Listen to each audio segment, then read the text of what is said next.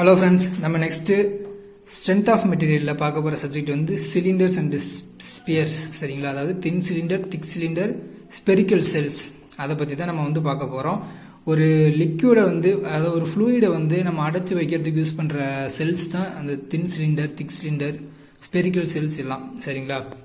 சிலிண்டரும் spherical செல்ஸையும் ஃப்ளூயிடை வந்து storage பண்ணுற ஒரு வெசலாக யூஸ் பண்ணுறோம்.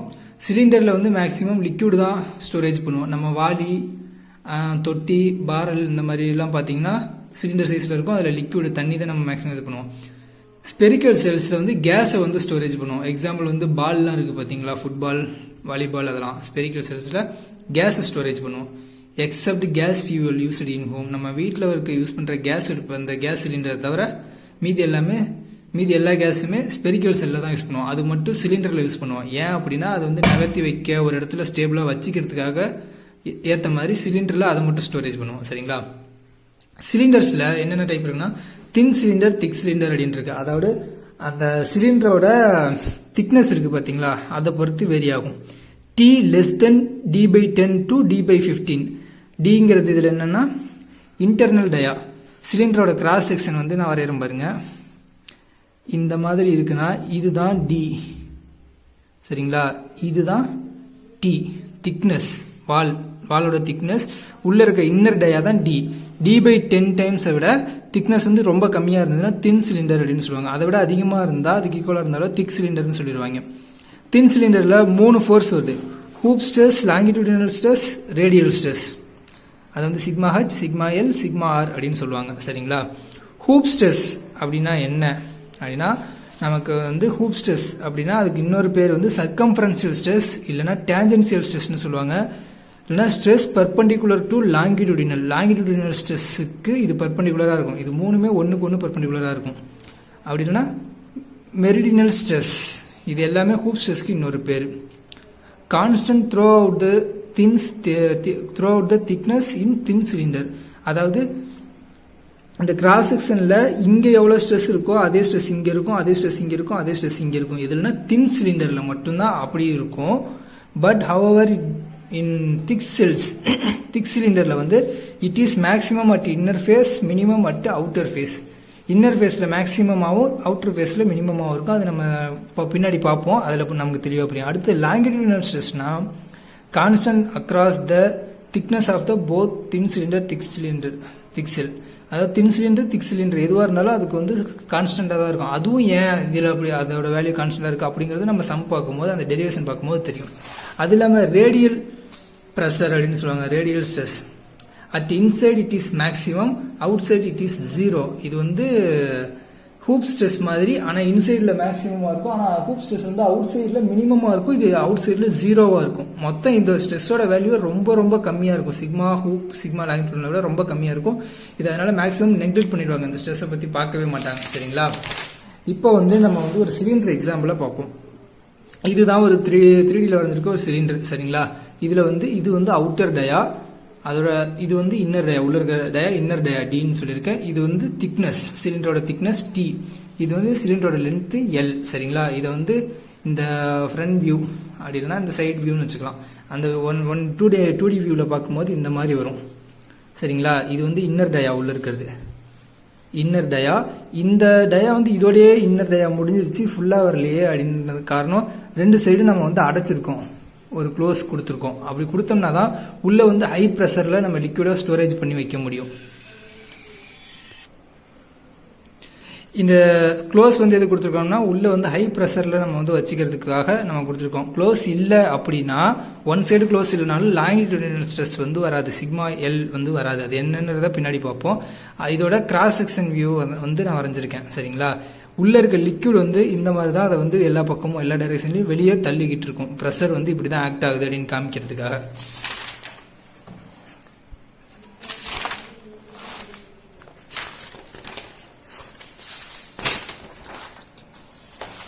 இப்போ ஃபர்ஸ்ட் ஹூப் ஸ்ட்ரெஸ்ஸை நம்ம வந்து பார்ப்போம் தெளிவா. ஹூப் ஸ்ட்ரெஸ் அதை பார்க்கறதுக்கு முன்னாடி நான் வந்து அந்த கிராஸ் செக்ஷன் வியூ வரைஞ்சிருக்கேன். இப்போ இதில் எல்லா டைரக்ஷன்லையும் நான் ஆக்ட் ஆகிட்டு இருந்த லோடை வந்து இப்போ நம்ம ஒரு இதுக்கு ஒரு பிளேன்ல இருந்து 2 பக்கமும் தள்ளுற மாதிரி நம்ம வந்து கன்சிடர் பண்ணிக்குவோம். சரிங்களா? இது வந்து உண்மையில ஆக்ட் ஆகுது, இந்த மாதிரி எல்லா டைரக்ஷன்லையும் ஆக்ட் ஆகும்.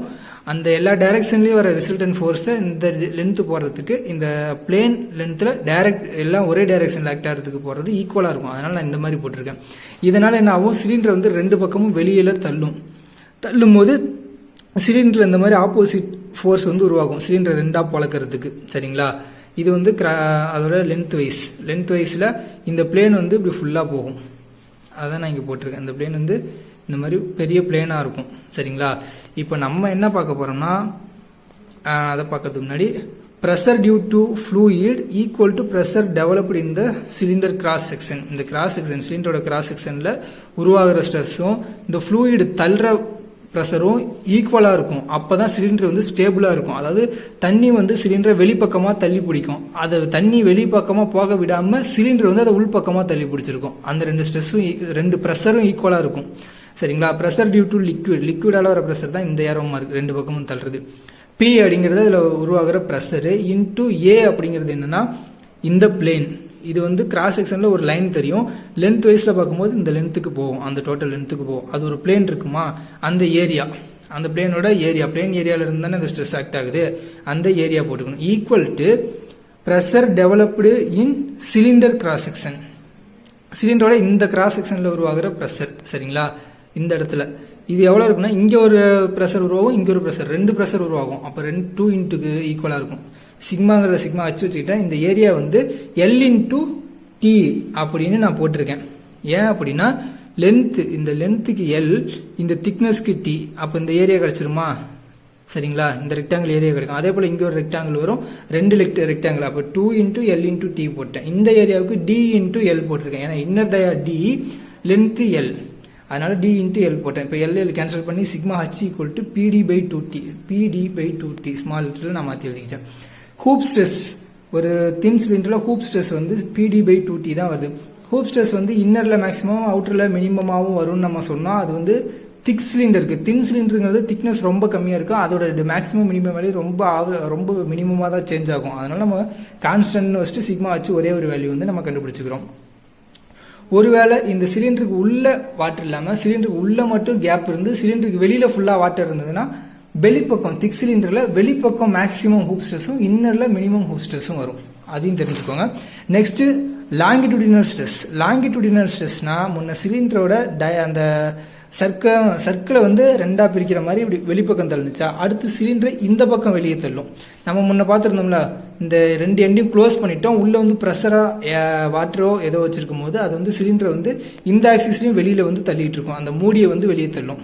அப்படி தள்ளும் போது சிலிண்டர் இந்த மாதிரி ரெண்டா கட் ஆகிற ஒரு ஃபோர்ஸ் வந்து உருவாகும். அதுதான் இந்த மாதிரி நான் போட்டிருக்கேன். சரிங்களா, இந்த மாதிரி வெளிப்பக்கம் வந்து டைரக்ஷன்ல வந்து தள்ளும். அது மூலமா சிலிண்டர் வந்து லாங்கிடியூடினல் ஆக்சிஸ்ல வந்து ரெண்டா பிரிக்க ஒரு டென்சைல் ஸ்ட்ரெஸ் வந்து உருவாகும். ஹூப் ஸ்ட்ரெஸ்னா அந்த சர்க்கம்ஃபரன்சியல்ல பிரிக்கிறதுக்கு யூஸ் ஆகும். லாங்கிடியூடினல் ஸ்ட்ரெஸ்னா லாங்கிடியூடினல் ஆக்சிஸ்ல அதை வந்து ரெண்டா பிரிக்க ஒரு டென்சைல் ஸ்ட்ரெஸ் வந்து உருவாகும். ஒன்லி க்ளோஸ்டு சிலிண்டர், ரெண்டு பக்கமும் க்ளோஸ் பண்ணோம்னா தான் லாங்கிடியூடினல் ஸ்ட்ரெஸ் வரும். ஒரு பக்கம் ஓப்பன் இருந்தாலும் அதுலேயே தண்ணி ஈஸியாக வெளியே வந்துடும், அப்போ ஸ்ட்ரெஸ் வந்து உருவாகாது. சரிங்களா, இப்போ இதுக்கு இதே போல தான் pressure due to liquid, pressure developed in cylinder cross section. சரிங்களா, ப்ரெஷர் டியூ டு ஃப்ளூயிட் வந்து பி இன்டு ஏ, கிராஸ் செக்ஷன்ல சிக்மா இன்டு ஏன்னு வச்சிருக்கேன். பிங்கிறது ஃப்ளூயிடோட ப்ரெஷர், ஏங்கிறது ஃப்ளூயிடோட கிராஸ் செக்ஷன். இதுல கிராஸ் செக்ஷன் எது அப்படின்னா ஃப்ளூயிட் ஃபுல்லா அந்த இதுதான் கிராஸ் செக்ஷன். சரிங்களா, இந்த மொத்த ஃப்ளூயிட் இந்த டயா தான். அந்த டயாவில் தான் இந்த பிளேட் வந்து க்ளோஸ் ஆகிருக்கும், ரெண்டு பக்கம் அந்த பிளேட் வந்து வெளியே தள்ளும். அப்போ இந்த இன்னர் டயாவோட ஏரியா தான் இதோட ஏரியா, π/4 d². இந்த பக்கம் சிலிண்டர் உருவாகிற அந்த ரெசிஸ்டன்ஸ் ஃபோர்ஸ் அதோட ஏரியா, இது வந்து sigma longitudinal L. Resistance area வந்து இந்த இடத்துல பிரிஞ்சிருக்குல்ல, அதோட ஏரியா, அது வந்து ஒரு சர்க்கிள் இன்ட்டு அதோட திக்னஸ். சர்க்கிளோட டயா வந்து πd இன்ட்டு அதோட திக்னஸ் t அப்படின்னு போட்டாச்சு, πd/t. இதை சிம்பிளிஃபை பண்ணா sigma L equal to pd/4t வரும், pd/4t.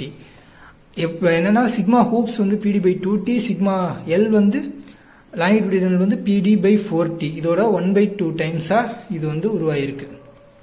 சரிங்களா, அடுத்தது என்ன தெரிஞ்சுக்கிறோம்னா, இப்போ இதுல மொத்தமா இந்த கிராஸ் செக்ஷன், இந்த லென்த் வைஸ் கிராஸ் செக்ஷன்ல பார்க்கும்போது இந்த மாதிரி இந்த க்ளோஸ் பண்ண இருக்கு, இதுவும் தான் க்ளோஸ். இதை தள்ளுறதுனால ஸ்ட்ரெஸ் வந்து எல்லா டைரக்ஷன்லையுமே ஆக்ட் ஆகும். இந்த ரெண்டு பக்கமும் தள்ளுறதுனால லாங்கிடியூடினல் ஸ்ட்ரெஸ் உருவாகுது. இந்த மாதிரி தள்ளுறதுனால நமக்கு வந்து ஹூப் ஸ்ட்ரெஸ் வந்து உருவாகுது.